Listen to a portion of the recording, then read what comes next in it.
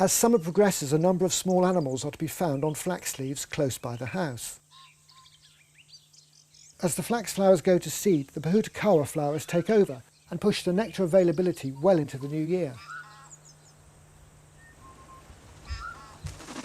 Well, it's Christmas and that can mean only one thing. The Pohutukawa, or New Zealand Christmas tree, is in flower, which is terrific because it's now taking over as the main food source, the nectar source for the local tuis around here, because the flax flowers are beginning to go over a little bit.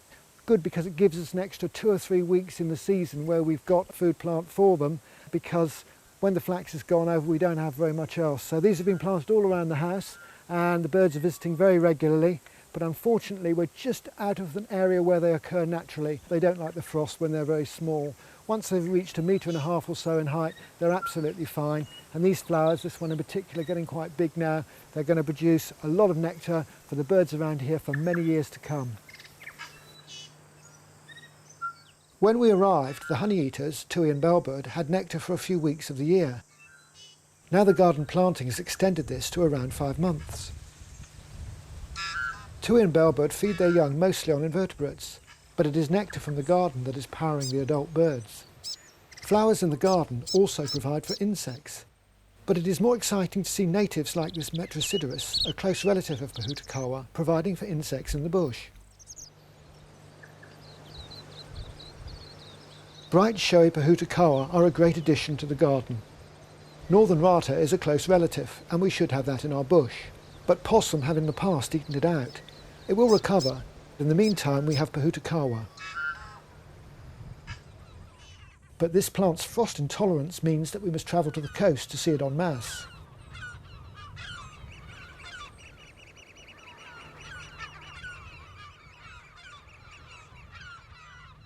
When we visited the South Island, we were not surprised to find many seabirds along the northern coastline.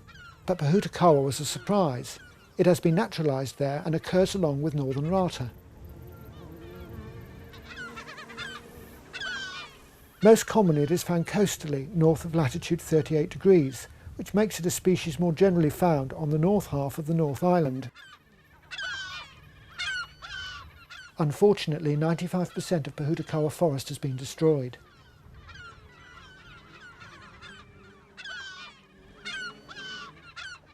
These trees are well adapted to coastal conditions. They are capable of colonising bare volcanic rock and then live there to a great old age.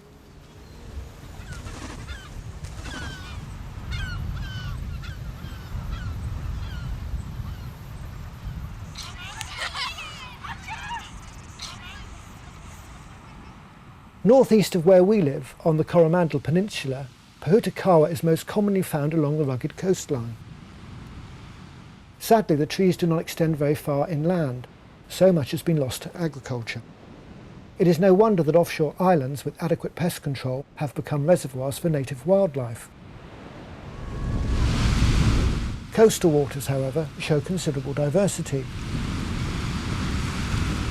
New Zealand's Maui dolphin is on the brink of extinction, but common dolphins are often seen, especially in coastal reserves, such as these waters in the Bay of Islands, where fish are plentiful.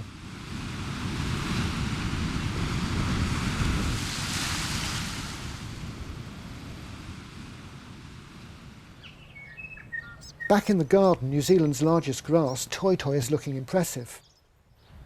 In many areas, South American pampas is taking over. I'm uncertain as to why Toi isn't planted more frequently. It is far more graceful.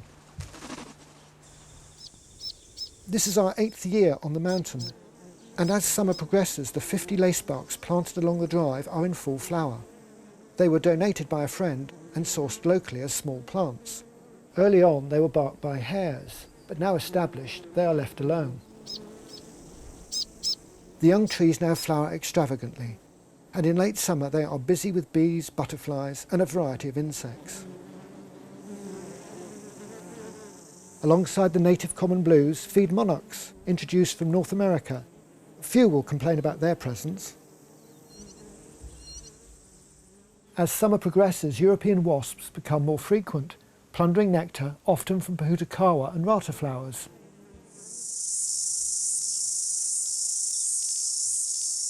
The sound of cicada is now deafening, And although they don't usually suffer predation by wasps, they're not above being bullied by one.